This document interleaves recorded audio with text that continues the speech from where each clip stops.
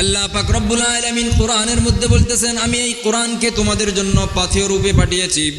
এই কোরআন থেকে তোমরা পাথেয় গ্রহণ করবা, এই কোরআন থেকে হেদায়েত গ্রহণ করবা, এই কোরআন থেকে তোমাদের জীবনের পথ চলার পাথেয় তোমরা, পথ চলার পদ্ধতি তোমরা এই কোরআন থেকে অবলম্বন করবা।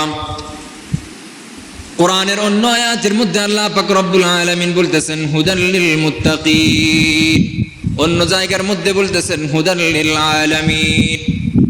দুনিয়ার মানুষ এই কোরআন শুধুমাত্র মুত্তাকিদের জন্য হেদায়াত, অন্য জায়গার মধ্যে বলা হচ্ছে হুদাল লিল আলামিন।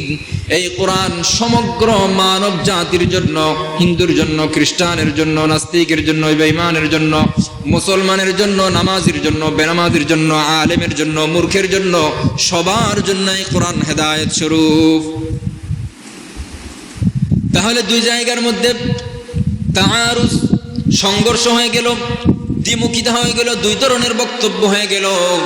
আল্লাহ পাক রব্বুল আলামিন কখনো দ্বিচারিতা করেন না, দুই ধরনের বক্তব্য, দুই কথা বলেন না।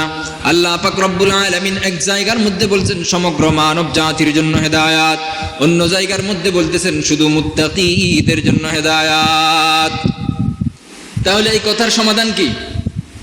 আল্লাহ পাক রব্বুল আলামিন প্রথমত বলেছেন হুদাল লিল আলামিন, সমগ্র মানব জাতির জন্য হেদায়াত।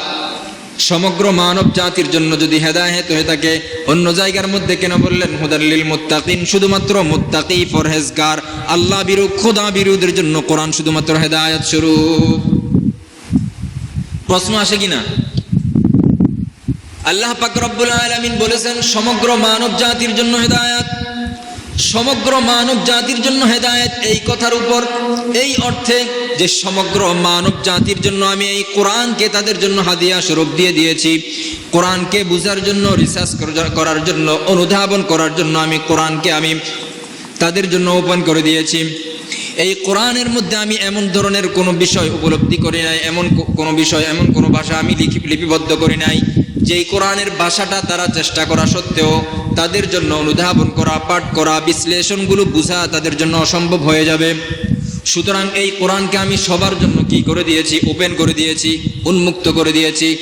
এই অর্থে কোরআন সমগ্র মানব জাতির জন্য হেদায়াত। এই কোরআনের মধ্যে হেদায়েতের যত দিক থাকতে পারে, হেদায়েত অনুসন্ধানী কোনো ব্যক্তি যেই দিক থেকে, যেই সেক্টরে, যেই বিষয়টা অনুসন্ধান করার জন্য তারা চাইবে, সেই বিষয়টা কোরআনের মধ্যে পেয়ে যাবে। এই দিক থেকে সমগ্র মানব জাতির জন্য হেদায়াত। একজন নাস্তিক যদি তার হেদায়েতের উদ্দেশ্যে কোরআনকে রিসার্চ করে এই কোরআনের মধ্যে আল্লাহ পাক রব্বুল আলামিনকে অবিশ্বাস করার যে সমস্ত বিষয়গুলো আছে, সেগুলো যদি কোরআন থেকে সে রিসার্চ করার চেষ্টা করে, তাহলে কোরআন থেকে সে পেয়ে যাবে আল্লাহ পাক রব্বুল আলামিন আহকামুল হাকিমিন। অন্য শব্দের মধ্যে হুদাল লিল মুত্তাকিন, এই কোরআন শুধুমাত্র মুত্তাকিদের জন্য হেদায়াত।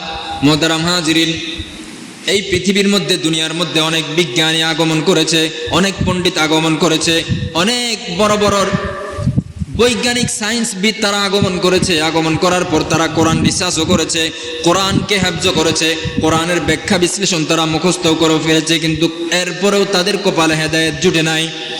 এর অর্থ হচ্ছে আল্লাহ পাক রব্বুল আলামিন দ্বিতীয়বারের মধ্যে বলেছেন হুদাল লিল মুত্তাকিন, এই কোরআন শুধুমাত্র মুত্তাকিদের জন্য হেদায়াত। আপনি অনেক বড় পণ্ডিত, আপনার জেহেন, আপনার গবেষণার মান অনেক উঁচু, আপনার পড়ালেখা, আপনার একাডেমিক পড়ালেখার মান অনেক উঁচু। সুতরাং আল্লাহ পাক রব্বুল আলামিন আপনাকে জ্ঞান দিয়েছেন, তবে হেদায়েত দেওয়া অপরিহার্য নয়। এই জ্ঞানকে যদি আপনি তাকওয়ার রঙে রাঙাইতে না পারেন, এই জ্ঞানকে যদি আপনি তাকওয়া পরহেজগারির রঙে রাঙাইতে না পারেন, এই জ্ঞান দ্বারা, এই বুদ্ধিমত্তা দ্বারা, আপনার একাডেমিক পড়ালেখা দ্বারা আপনি আল্লাহ পাক রব্বুল আলামিনের কোরআন থেকে হেদায়েত লাভ করতে পারবেন না। এজন্য হেদায়েত লাভ করতে হলে কি করতে হবে? তাকওয়া অর্জন করতে হবে। কি করতে হবে? তাকওয়া অর্জন করতে